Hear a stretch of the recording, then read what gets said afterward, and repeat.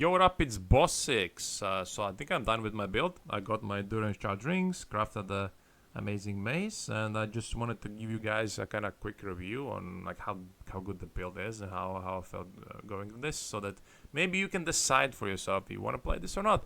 So let's start with the build's downsides first. And by the way, in the background you can see I'm T17 Map. I picked the safest, best modifiers that don't affect the build the least, so it's gonna get worse when you play it. And yes, I'm using Wild Willow Scarab on this one. It's actually kind of good. Underestimated Scarab. So let's get back to downsides. So first downside of the build, which I don't really like, is that the build cannot run many map modifiers. There's some usual map modifiers, or cannot leech, max resistances, reflect, all that stuff. It's regular stuff you cannot run anyway. But on top of that, with this build you cannot run buffs expire faster on you, players have less cooldown recovery rate, monsters steal power for endurance charges, and players have less RF effect. Technically you can run buffs expire and less area of effect, but it's just kind of waste of time to run those modifiers, so that's kind of annoying. But I kind of did like an average calculation, and I need like 5 chaos orbs to roll a tier 17 map that I can run on average with those modifiers. So I don't know, maybe it's not that bad. Second downside of the build is that when it doesn't have enough damage, the build feels kind of ass. So you kind of need to figure out how to get damage first and then survivability. But like now my damage is enough. I feel like it's good enough. It's not, the damage is not great, but it's good enough. I would love to drop some damage for some survivability, but it is what it is. So another downside to the build is actually that we die from a lot of hits. Like we have good stats, and it seems like the build could be immortal. It's not really immortal yet. The downsides or the weakness is a lot of physical damage hits, because I feel like, if I understand correctly, you cannot reduce physical damage more than 90%, and so if we take still 10% from hits, if monsters hit us a lot, we can still die. And it's not a big deal, because you don't get hit that much. You need to get hit a lot though. And also I tried to counter with regeneration, and I'll show you that when we get to the skill tree, how and why it works. And the cool thing about this build is actually very satisfying to play. This is this league I had like one of the most or like longest play times. I enjoy a lot. This is a really fun league. Maybe it's just a fun league, maybe it's that build, but I really enjoy the one-shot capabilities of full screen. So, and I think that enables a pretty decent clear speed. Just walk up, boom, everything explodes and you move on. In the background I have like Delirium and Beyond, so like the monster just keeps spawning. I have to hit multiple times. And the build is very tanky. We have max resistances, 9 endurance charges, you can get 10. We have physical damage reduction, like how many thousand armor? Like 36,000 armor if I remove a duo.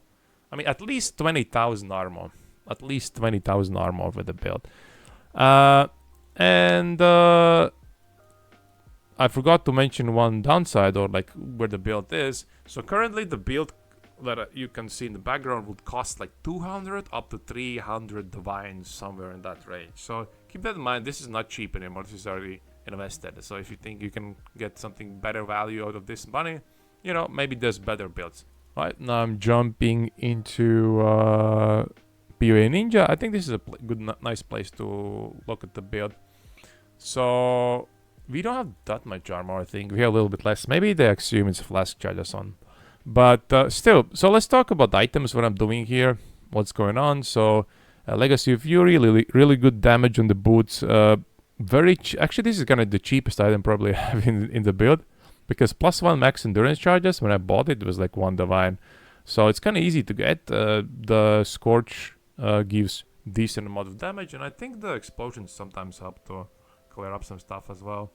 Good movement speed. You can improve that by getting more endurance charges, but that's story for them. That's up to you. Then we have Harp's Blood. I mainly get this for damage actually, because Ash is just like 20% more damage or 15-20% more damage. It's ridiculous. I would love to replace this with Defiance of Destiny. Then this build will probably be immortal, but I feel like now we're at the point where damage is enough. But if I go below that, I don't feel comfortable with the damage, really. So penetration, decent life. The attack speed is actually also really useful. We need that 10% attack speed, because like once you get below a certain threshold in attack speed, the build feels really bad. So let's see. Currently my attack speed is 1.21. So this is like the bare minimum. If you go below this attack rate, you're screwed. Like you're gonna feel super terrible playing this build. So that attack speed is very important for me. Yeah, another reason why it's hard to get Defiance of Destiny. Then we have just a regular belt with just life, fire res, chaos resistance, and you might be wondering why I have cooldown recovery rate here. And the reason is so that my Slam's cooldown can align with the Fist of War. So Fist of War's cooldown is 1.8 seconds. So every 1.8 seconds I can Fist of War, like so, you know, Fist of War. And I don't want to lose endurance charges if I hit the range from like somewhere 1.8 seconds to 2 seconds, like a little small window. I don't want to lose endurance charges if I do that, because my endurance charges generation is basically Enduring Cry, and maybe sometimes if I've stun stuff, I can also get endurance charges from endurance charge and melee stun. Right. Yeah, so that's why the cooldown recovery, I think, is pretty important there. Then we have just the regular gloves, life, chaos resistance, attack speed. Attack speed very important. We have implicit for attack speed as well, and you know, fire exposure. I think this is the best place to get fire exposure, because sometimes exposures are like 10% exposed on hit, and we don't hit a lot. We just hit very few times, so it's important to get, like, when you hit, something happens. Then we have 3 most expensive pieces. Oh, this is not expensive. Echoes of Creation. This is one of the biggest damage upgrades you can get. I got the Echoes of Creation after I got my endurance charge ring, which I'm gonna talk about in a second. And I don't lose any life really. So if I don't have endurance, I need to go to an area. But if I have endurance charges, I'll lose like 50, like 100 life or something. It's just not I don't really lose anything, so it doesn't really matter. Like, the downside is actually upside, because I'm also using the Divine Shield, which gives us 3% of physical damage prevented from it is regenerated as energy shield. We have decent, like, we say okay amount of energy shield. So it's not really a downside, it's more like an upside at this point. So yeah, we'll look at the damage numbers in a second. So next piece is the synthesized ring. This is very expensive, 100, 120, 130 something. Haven't checked in a while. For just the base ring with maximum endurance charges, right? Then you have to calculate crafting this. So probably for me it was like, it might be 50 divines actually to craft this stuff, you know, because I wanted to have very specific. I wanted to have all resistances, fire and chaos, and also good life. So that was quite expensive. Could be actually more expensive, but yeah, I crafted this. We mirrored this, and the problem here is that we need all resistances. At that point when I was crafting it, I need it. I don't think you need it anymore, by the way, because I have way too much resistance. If we check, I have like 50 hour, right? I don't need that much anymore. But I crafted that before I got my glorious vanity, which we'll check in a second. Yeah. So keep in mind, you need to craft this. Fire res, chaos resistance important.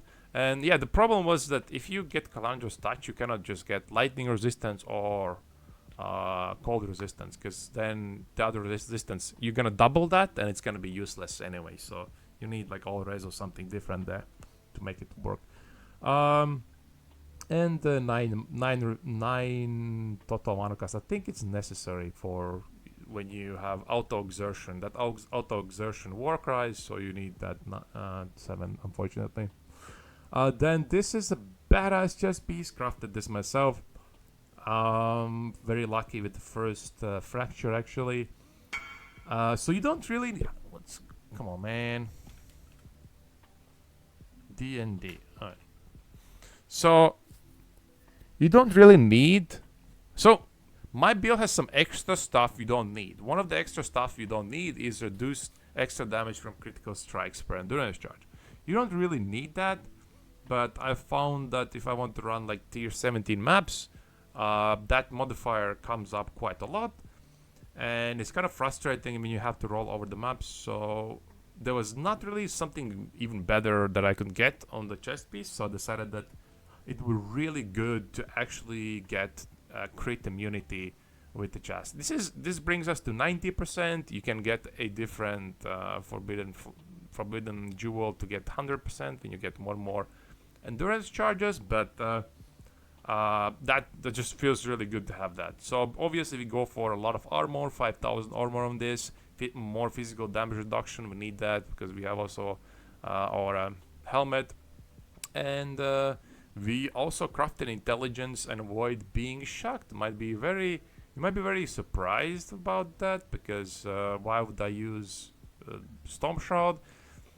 And the answer is because that's one of the things I also thought these are extra things that are nice to have, and I decided I want to be element immune, not because the easiest thing you can do for this build to get element immunity, so obviously you just solve the Brine King, you get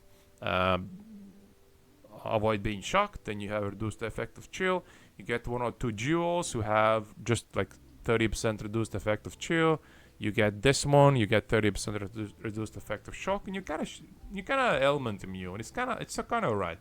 But again, the game has a stupid fucking mechanic where in tier 17 maps, mob bosses like have increased effect of shock, so they still shock you by 50%. So this is absolutely useless if you want to. It's not absolutely useless, but it's kind of stupid. I mean, it feels bad to play tier 17 maps if you're not actually element immune. So I did not want to do this at all, but the game forced me to use avoid instead of reduced, because if you not have that, you kind of screwed in tier 17s. So I needed that suffix. The intelligence is actually very necessary. We are very tight on stats because I don't have a good place to. I would love to get dexterity intelligence on the ring instead of all resistances, but I mean, I'm not gonna craft that. That's insanely expensive. You need to veil orb that. You need to use multiple veiled orbs on top of all the crafting. Yes. Good luck with that if you're actually gonna attempt that. But if you can do that, your build will have more damage, actually. Yeah. So chest piece, just bunch of armor, physical damage reduction, crit. Obviously 3 max res on the implicits, more armor. And also, by the way, I also tried getting reflect immunity, but you cannot do that. Just I will need to use awakened elemental damage, and then I would also need to use awakened elemental damage here. Then maybe I could be element immune. But if you get reduced reflected damage, then I tried one map and I just kept dying to random damage increases. It was annoying. So no, don't have currently in my build reflect immunity. So that's about this stuff. I guess I should mention that's about the idea of this build, and the idea of this build is actually to just one-shot things. You probably realized it at this point already. So big AoE, one-shots, we attack only 1.8 seconds, and that's about it. Then, oh yeah, about the weapon. I actually crafted myself, this weapon. It's actually I mean, you cannot really get better one like that. The implicit for this league is absolutely broken. I don't understand, like, you know, so I don't know how this build will actually feel in other leagues. It's just too good, man. It's like 30, 40, 20 to 40% more damage the implicit does, something like that. Obviously, I'm super unlucky. It's 34, you can get up to 50%, you know, but I don't want to waste currency right now to reroll that. If you're wondering how I crafted this, I just out-spammed T1 modifiers instead of Tier 2 on 28, 27 quality bases. I used recombinators to recombinate, for example, this and this. So if you get lucky, it's like 1 in 3. If you get lucky, you get 2 combined modifiers, and then I combine that with this thing. But you need to do all of these like exclusive mod, multi-mod, like prefix, suffixes, number, like all that kind of stuff. There's a Reddit post. If you're curious, you can ask me in comments. I can send you a Reddit post, but I just kind of did what the Reddit post said.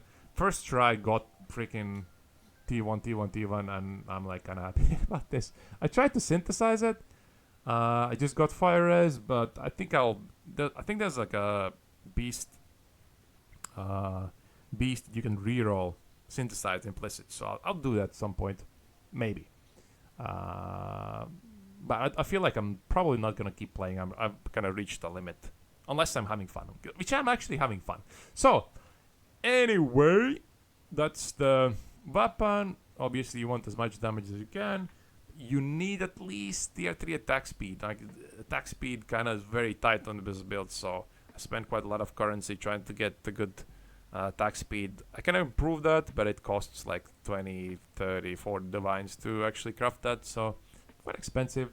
And the endurance charge damage is quite nice as well. That's about that. So my flash charges, just this one for damage, then this is just for phasing. The resistance is still there because there's nothing better really to get.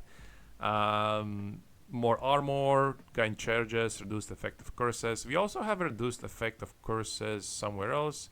This one. So I just wanted to also be kind of curse immune, more or less. That was kind of important for me. Let's go over the jewels and then we get into skill tree. So here we have this is the most important skill gem, or exertion. They get like double our damage. Then we have pulverize, obviously, for mere area of effect. And damage, the best gem you can get. Melee physical damage, best gem you can get. But keep in mind, these reduce your attack speed, which, you know, that's why you need like attack speed and some stuff so the build feels okay. This gem, best damage, let me just no downsides. And obviously the gem. Then in my weapon, I actually set up a auto exertion with 3 war cries, and you might be wondering why there's flammability here. And the thing is that we are auto exerting battle mage's cry, and so when I do an attack, the battle mage's exertion effect will trigger flammability. So I have automated flammability basically, which is kind of really nice. Then we have Warbanner. I always forget to use it, but I mean it's really good. And then we have also combustion linked with Culling Strike and another combustion gem. And you might be a little confused about this as well. So this is how it works, and this is where a lot of our damage actually comes from.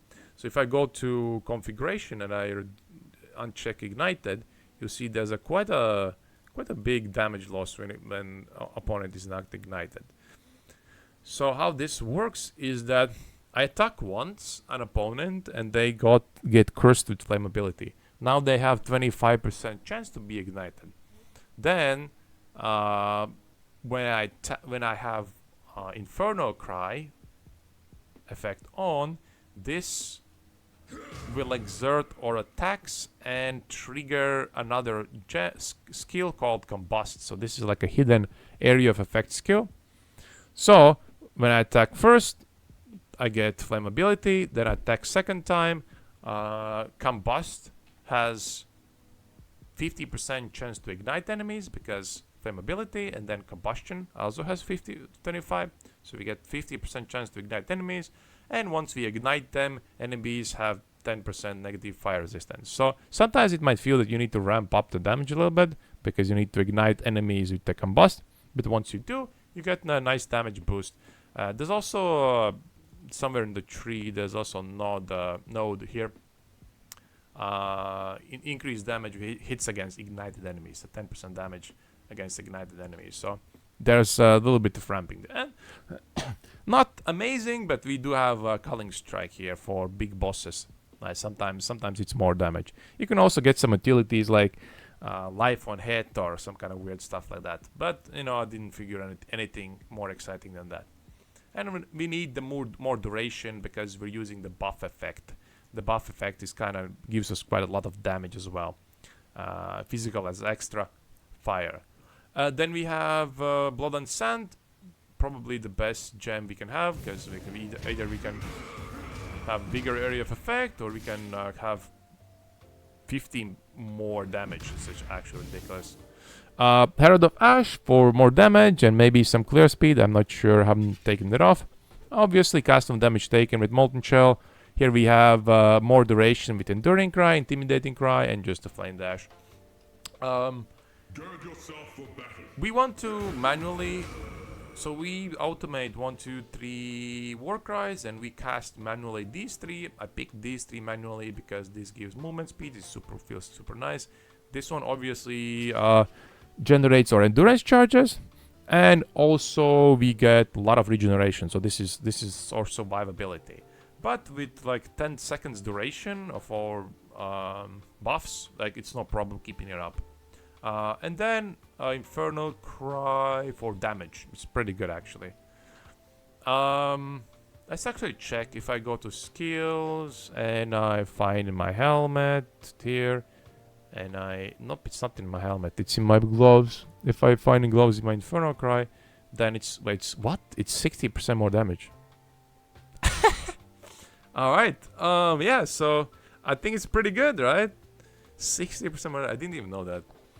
Yeah, so you get 60% more damage.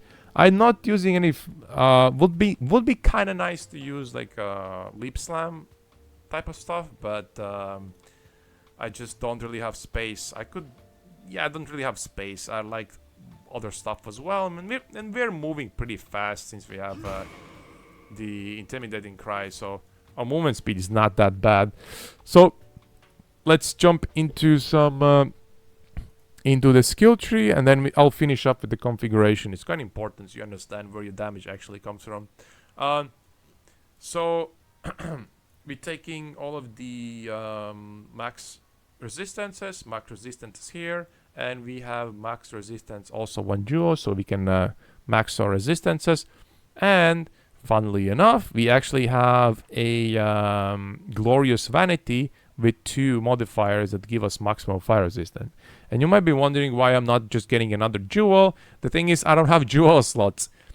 Since I'm using Storm Shroud, I'm using light of the fire resistance. This is pretty good damage, and then I want to use Forbidden Flame, Forbidden Flesh. I just don't have jewel slots for that, unfortunately. So I was kind of forced to pick up this Glorious Vanities with 2 max fire res, but what it gives me is not only 2 max fire res, this is also the thing that helps me to cap or ailment avoidance.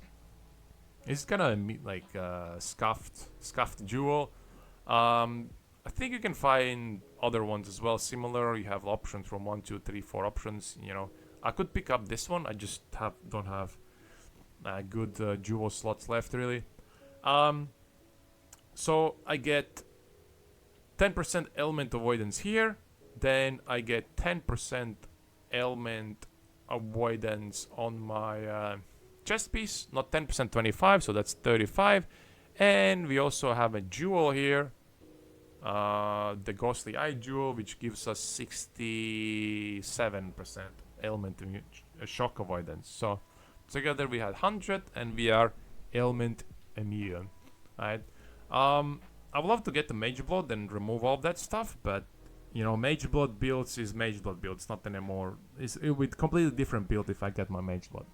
So this jewel is kind of scuffed. You know, you can if you need to know, if you want to know how to find those, let me know in the comments. I'll maybe make a video or something how to find those.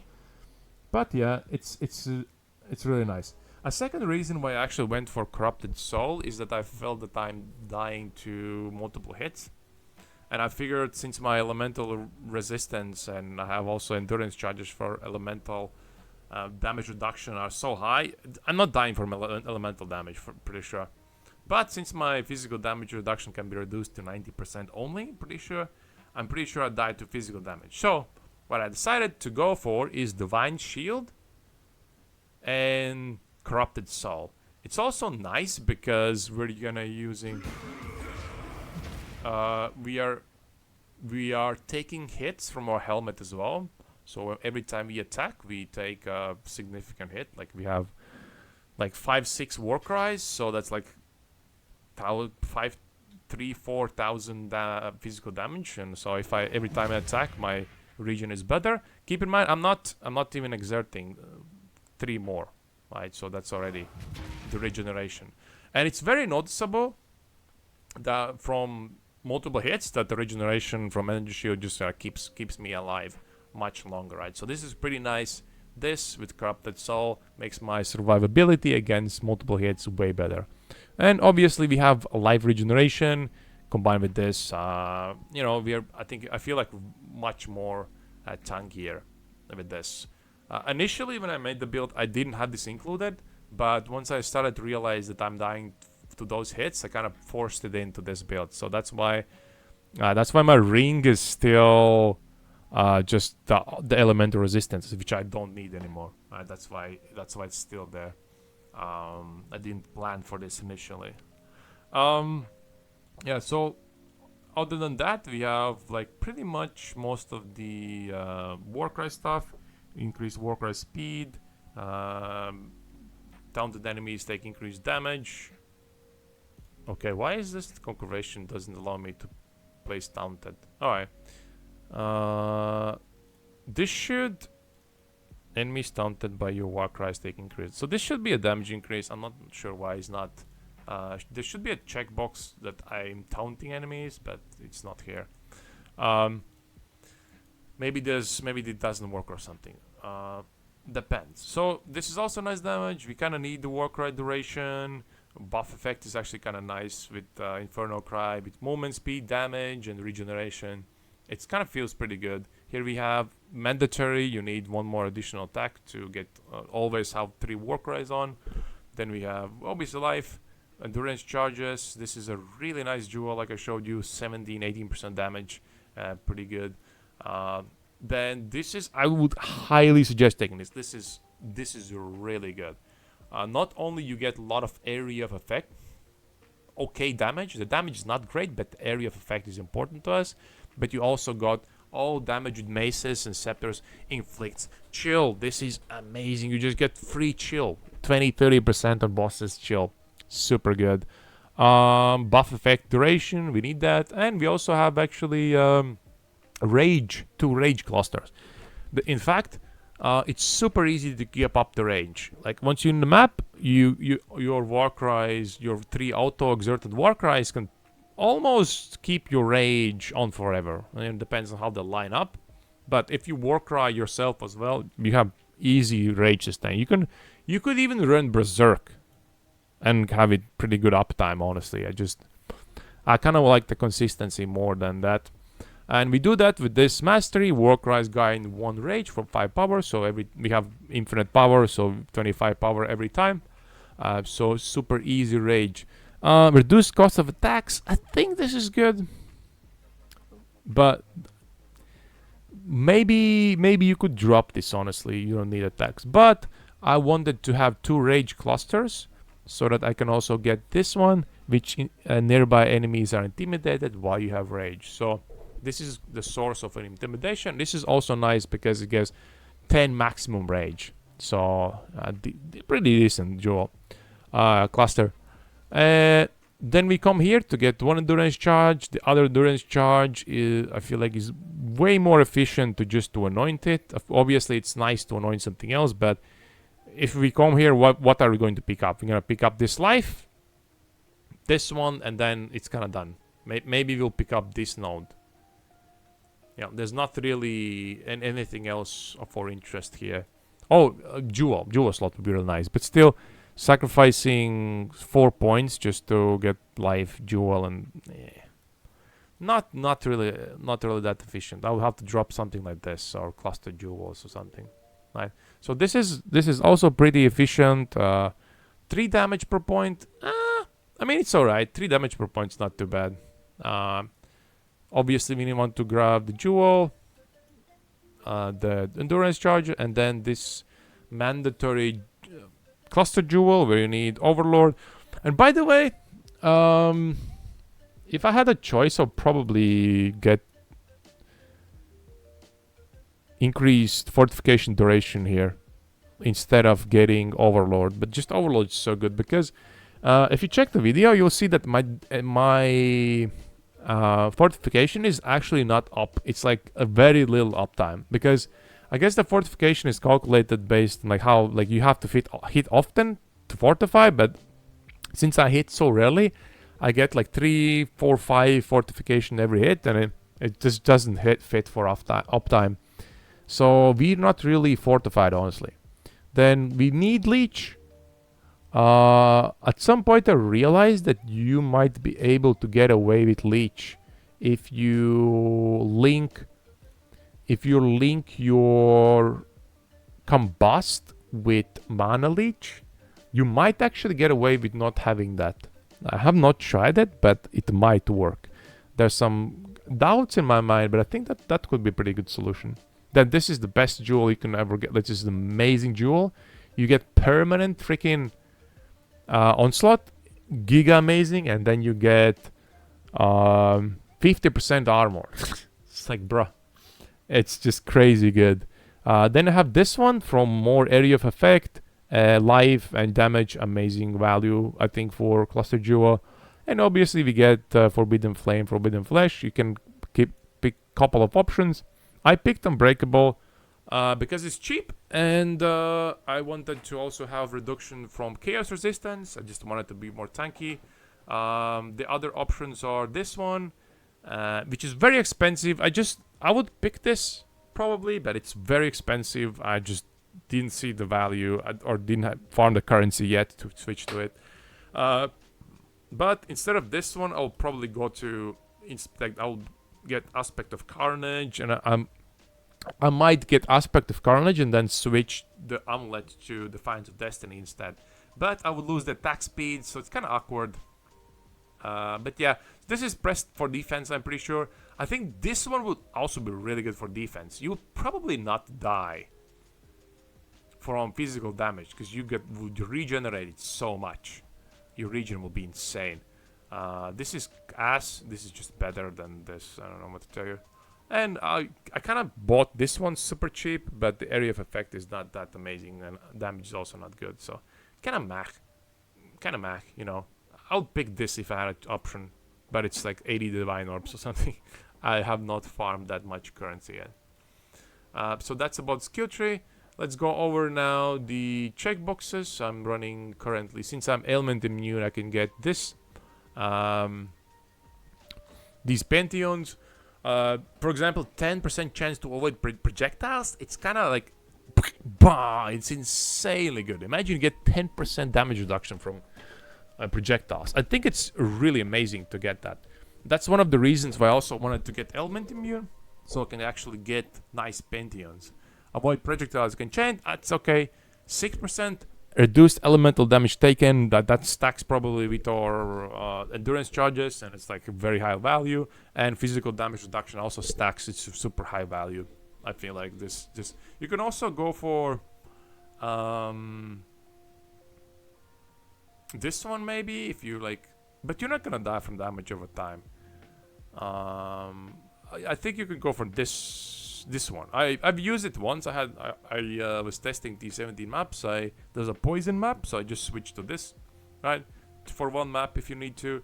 But I'm just using this for more physical damage reduction and reduced attack speed of enemies. You can also get the reduced effect of curses. I think it's not bad, but I mean hard to get the element immunity. So it's kind of, you have options now with Pantheon. I think I liked it a lot. That's why element immunity felt so good as well. Then I think I'll start with the important one. If you check this pass and you say that you bypass cooldown, you'll see your attack speed, but the damage number will be a little bit wrong because we're not hitting for 12 million, we're hitting for 18. And we're not bypassing cooldown, we're waiting for the cooldown every time. So it's 18 million around best case scenario. And the best case scenario, you see, again, I told you, like, our fortification is like 5, usually. That's like an average fortification, honestly. Rage, it's 40, not 100. But we have really good uptime on rage. We do get hit a lot, so I checked this box. You know, doesn't change anything anymore. These are for Pantheons. This is from a skill tree or like passive on a tree, and this is for passive tree. So this is a very important checkbox. Enemies are close range. You see the damage increase is really strong. And the reason for the damage increase is that chest piece. The Consecrated Path of Endurance has a modifier. I'll actually show it in game better. That tells you that you deal 30% more damage if it hits to closer targets. If I had some kind of way to increase the quality significantly, I would take that, because, like, if you look at the quality, it's 2 quality, 1% more damage. It's just ridiculous. Like, imagine you can get like 10 to 20 quality. That's like 5 to 10% more damage to closer targets. So that's why the setting is important. That's why it's important when you slam to be close to enemies. We talked about Ignite already. We're chilling because, again, we have the Mace Mastery. Amazing. The chill is bigger usually. We expose with our glows. We intimidate with our rogue. Rage Mastery, and this is not even ticked yet. We also cover enemies in Ash. We cover enemies in Ash with Harp's Blood. So this is how we cover enemies in Ash. That's why I'm also using the amulet. It's just the Ash is just too good to pass, and that's without frosting enemies and everything else. So that's it for the video. Thank you for watching. If you have any more questions about this build, let me know in the comments, and hope you're gonna enjoy the build if you decide to play it.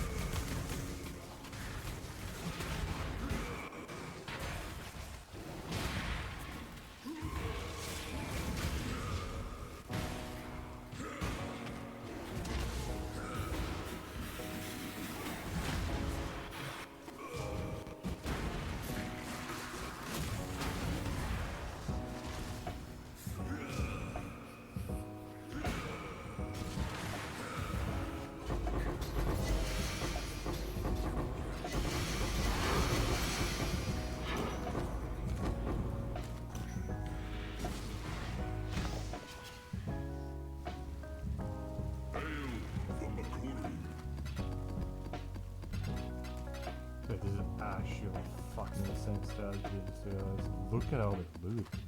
And I'm not investing in it at all. I'm not investing in this map.